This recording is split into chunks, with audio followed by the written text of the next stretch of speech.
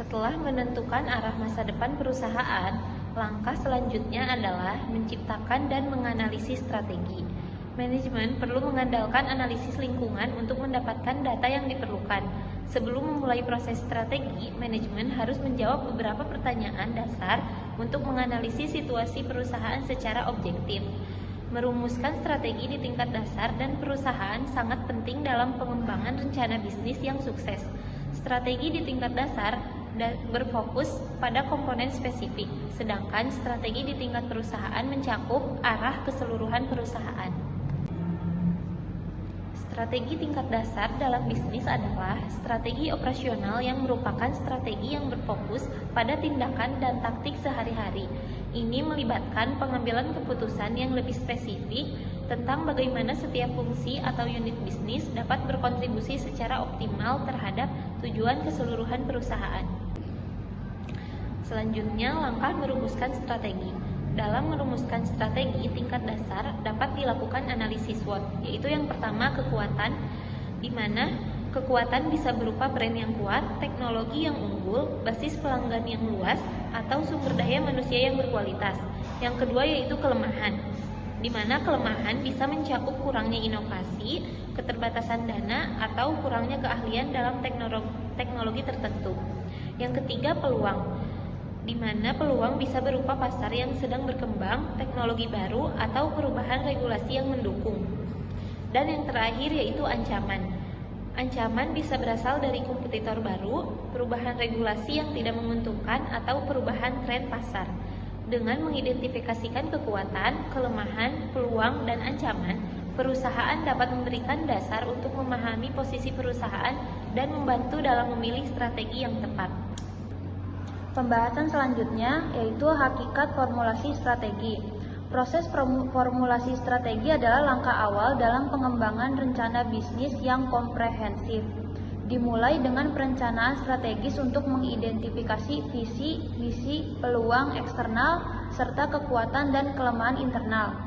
Formulasi strategi mencakup 3 kelompok tugas, yaitu ada analisis strategi, perencanaan strategi, dan pemilihan strategi. Yang kedua, ada beberapa pertanyaan penting yang harus dijawab dalam formulasi strategi, meliputi yang pertama itu ada usaha apa yang akan dilakukan. Yang kedua, bagaimana mengalokasikan sumber daya. Yang ketiga, perluasan operasi atau diversifikasi. Yang keempat, memasuki pasar internasional atau tidak. Yang kelima, merger atau joint venture. Yang keenam, bagaimana menghindari pengambil alihan. Yang ketujuh, nggak ada. Selanjutnya yang ketiga itu ada formulasi strategi harus fokus pada hasil, pasar, sumber daya, dan teknologi, serta keunggulan bersaing. Prosesnya mencakup penentuan visi dan misi, perumusan tujuan yang jelas, analisis kondisi internal dan eksternal, identifikasi sumber daya sebagai keunggulan bersaing, pengembangan alternatif strategi, evaluasi tiap alternatif, dan pemilihan strategi terbaik yang sesuai dengan tujuan dan kondisi lingkungan. Selanjutnya ada tipe strategi. Menurut Rangkuti 2008, strategi dapat dikelompokkan menjadi beberapa tipe, yaitu yang pertama ada strategi manajemen. Strategi manajemen di sini meliputi strategi yang dilakukan oleh manajemen dengan orientasi pengembangan strategi secara lebih luas. Yang kedua ada strategi investasi. Strategi ini merupakan kegiatan yang berorientasi pada investasi. Yang ketiga ada strategi bisnis.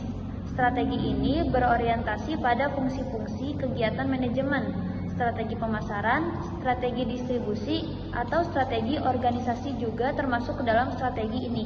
Tahapan menyusun strategi. Yang pertama itu ada tahap input. Organisasi menganalisis faktor internal dan eksternal untuk menentukan posisi kompetitifnya.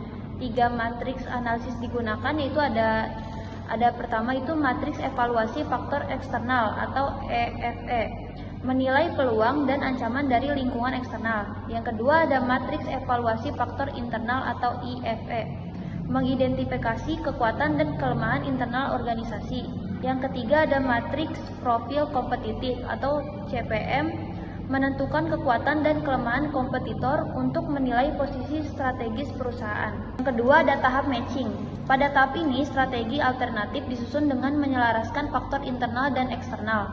Beberapa metode yang digunakan termasuk yang pertama ada matriks SWOT, menyelaraskan kekuatan dan kelemahan internal dengan peluang dan ancaman eksternal. Yang kedua ada matriks BCG, menganalisis portofolio berdasarkan pertumbuhan industri dan pangsa pasar.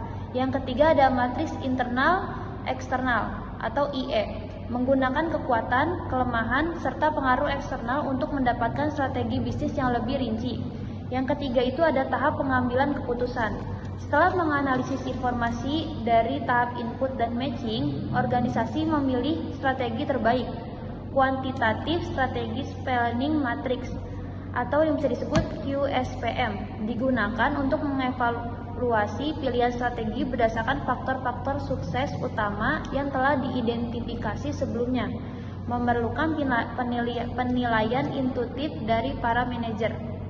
Tingkat formulasi strategi. Tingkat formulasi strategi mengacu pada cakupan dan skala strategi yang dirumuskan oleh perusahaan, terdiri dari tingkat korporat, tingkat bisnis, tingkat fungsional, tingkat operasional, dan tingkat fokus.